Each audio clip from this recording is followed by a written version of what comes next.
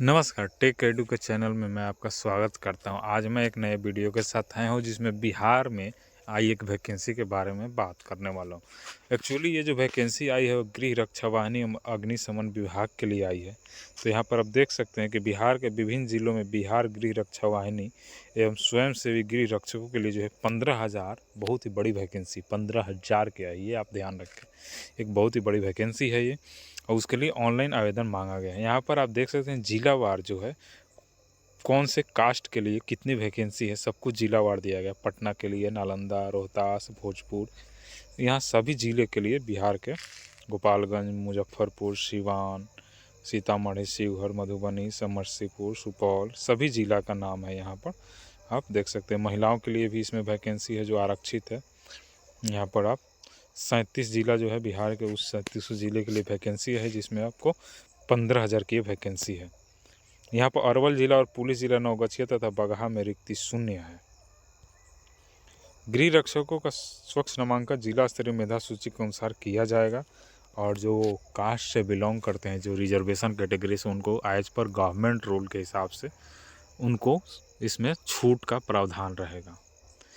इसके लिए अप्लाई करने वाले निवासी जो होंगे बिहार के अस्थायी निवासी होंगे और उनकी उम्र 1/1/2025 तक सभी वर्ग के पुरुष एवं महिला तथा थर्ड जेंडर जो भी हैं उनके लिए न्यूनतम जो है 19 वर्ष और अधिकतम 40 वर्ष की होगी। यानी कि एज का भी कोई एज नहीं, 40 वर्ष तक के लिए वैकेंसी है। और शैक्षिक योग्यता की बात करें तो आपको इंटरमीडिएट होना चाहिए किसी भी मान्यता प्राप्त संस्थान से, राज्य सरकार द्वारा जो है मान्यता प्राप्त जो इंस्टीट्यूट है, इन कॉलेज हो गए, उससे आपको इंटर होना चाहिए +2 किसी भी संकाय से।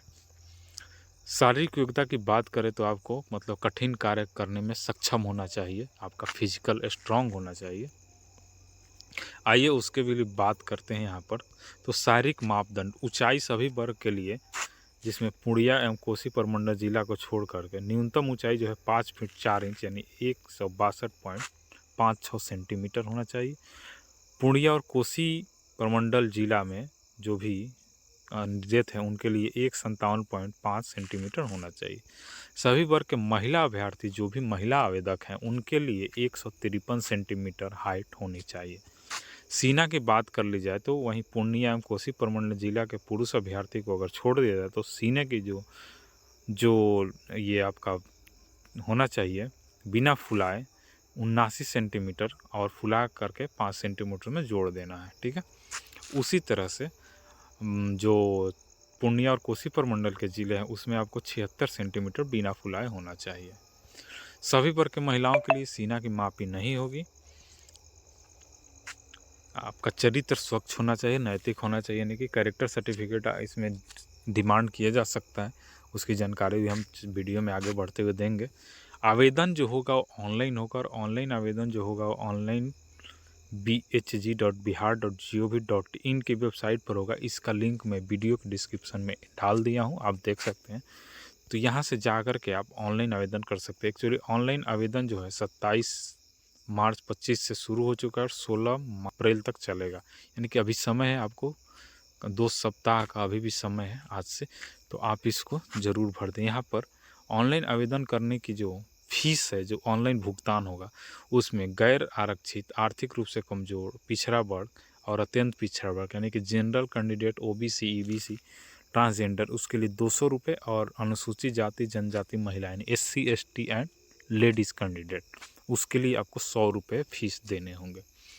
गृह रक्षकों का जो चयन होगा संबंधित जिला के जिला पदाधिकारी की अध्यक्षता में गठित जिला गृह रक्षक द्वारा किया जाएगा।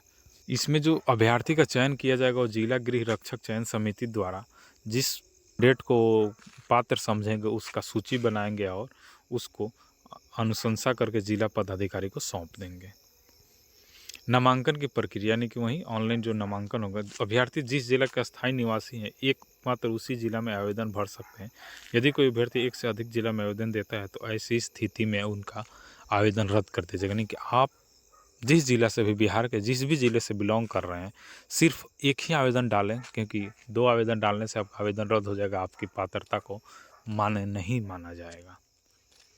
आवेदन पत्र ऑनलाइन करते समय आपको क्या क्या देना है तो अस्थायी निवास प्रमाण पत्र, जन्म तिथि, मैट्रिक समकक्ष, इंटरमीडिएट का मार्कशीट या प्रमाण पत्र के अलावा अंक पत्र और दावे हेतु जाति प्रमाण पत्र, आर्थिक रूप से कमजोर के लिए भी आपको प्रमाण पत्र देना होगा। पिछड़ा वर्ग या अत्यंत पिछड़ा वर्ग का दावा कर रहे हैं तो इसके लिए भी आपको प्रमाण पत्र देना होगा। क्रीमी लेयर से भी आते हैं तो आपको प्रमाण पत्र देना होगा। यानी कि अगर आप किसी भी तरह के छूट, आरक्षण या कोई भी दावा करते हैं तो उसके लिए आपको उसका प्रूफ देना होगा। शारीरिक दक्षता की बात कर ले, यानी कि जो फिजिकल होगा उसमें, तो फिजिकल किस तरह से होगा, क्या रहेगा, उसका भी देखें। इसके लिए आपको 15 अंक मिलेंगे, ठीक है। अभ्यर्थी को बायोमेट्रिक रजिस्ट्रेशन एवं सत्यापन के उपरांत सर्वप्रथम दौड़ होगा। दौड़ पूरा नहीं कर पाने पर अभ्यर्थी को असफल घोषित कर दिया जाएगा। दौड़ में सफल अभ्यर्थी का सीना का मापदंड होगा, उसका ऊंचाई की माप होगी, लंबी कूद होगी, ऊंची कूद होगी और गोला फेंक का भी प्रतियोगिता होगा। ऊंची कूद, लंबी कूद एवं गोला फेंक सभी प्रतिस्पर्धा में अलग अलग अधिकतम 5 अंक होंगे।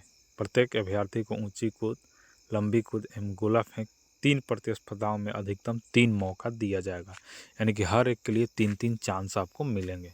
अब यहाँ पर दौड़, कूद और गोला फेंक सबकी मापदंड क्या है उसके लिए, तो दौड़ जो होगा वो देखिए पुरुष कैंडिडेट के लिए 1600 मीटर का दौड़ होगा जिसको 6 मिनट में पूरा करना है। महिलाओं के लिए 800 मीटर का दौड़ 5 मिनट में पूरा करना है।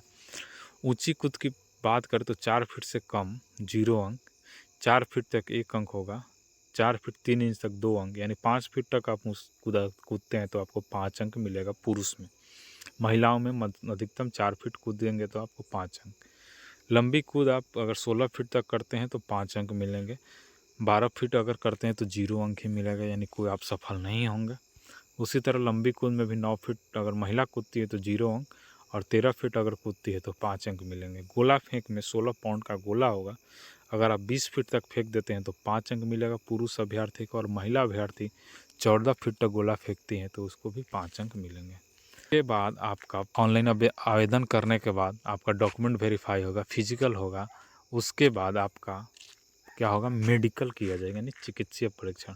मेडिकल में आपका सब कुछ चेक किया जाएगा, आँख आपका, कलर ब्लाइंडनेस, श्रवण शक्ति, फ्लाइट फूड, नॉकिंग, हकलाना, इस तरह के सभी चीज़ें आपका मेडिकल चेक होगा। उस अगर आपका मेडिकल में अनफिट होता है या कुछ होता है तो आपको 24 घंटे यानी 1 कार्य दिवस के अंदर आप दावा आपत्ति दायर कर सकते हैं। प्रत्येक जिला में गृह रक्षकों के लिए मेधा सूची जो होगी वो नामांकन तीनों प्रारूपों को मिला करके, यानी कि आपका डॉक्यूमेंट्स, शारीरिक दक्षता, प्रतिस्पर्धा, उसके बाद आपका मेडिकल, इस सब कुछ मिला करके और उसके बाद मेधा सूची तैयार किया जाएगा। ऑनलाइन आवेदन करते हुए आप सभी जानकारी सही भरें, कुछ भी जानकारी को छुपाएं नहीं या कोई भी गलत जानकारी नहीं दें, नहीं तो इससे आपका पात्रता रद्द हो सकता है। ऑनलाइन रजिस्ट्रेशन करने के लिए आपके पास एक मोबाइल नंबर और एक ईमेल आईडी वैलिड होना चाहिए जिस पर OTP जाएगा, और वहीं आपका यूज़र और पासवर्ड भी उसी नंबर पर जाएगा। भविष्य में अगर आप भूल जाते हैं तो आपको पासवर्ड रीसेट करने के लिए भी उसी नंबर या ईमेल आईडी को यूज करना होगा। इसलिए आप इस चीज़ को हमेशा ध्यान रखें कि आप वही नंबर यूज करें जो आप चालू रखते हैं, जो हमेशा आपके पास एक्टिव रहता है। आवेदन शुल्क आपको ऑनलाइन ही भुगतान करना होगा, कि जिस जिला के आप अस्थायी निवासी है उसी जिला में आप आवेदन देंगे। 10वीं के आपको प्रमाण पत्र देना होगा जन्म तिथि के लिए। इसके अलावा आपको सारे वैलिड डॉक्यूमेंट सबमिट करने होंगे। जब आपका आवेदन ऑनलाइन हो जाए तो उसका प्रिंट आउट करके सुरक्षित अपने पास रख ले। भविष्य में किसी भी तरह का कुछ त्रुटि या कुछ होता है या फिर तो उसको आप दिखा सकते हैं, उस पर दावा कर सकते हैं। आपको ऑनलाइन ही आवेदन करना है, डाक द्वारा किसी भी कागज़ को, हार्ड कॉपी को नहीं भेजना है विभाग में। तो जो भी कैंडिडेट इस कैटेगरी में आते हैं, यानी कि जो भी जिन भी उम्मीदवार को लगता है कि वो इस के लिए एलिजिबल हैं, पात्र हैं, तो आप जल्दी से जल्दी ऑनलाइन आवेदन कर दें, अंतिम तिथि तक इंतजार न करें। और अगर आपको कोई भी जानकारी चाहिए, किसी भी तरह की सहायता चाहिए तो आप कमेंट ज़रूर करें, हम आपकी मदद के लिए हमेशा उपलब्ध हैं। अगर आपको वीडियो अच्छी लगी हो तो लाइक शेयर ज़रूर करें और चैनल को सब्सक्राइब भी करें, ताकि आपको किसी भी तरह के परीक्षा, प्रतियोगी परीक्षा या भी कोई भी वैकेंसी आ रही तो उसकी नोटिफिकेशन आपको मिल जाए। इसके लिए आप बेल आइकन को भी ज़रूर दबा लें। धन्यवाद।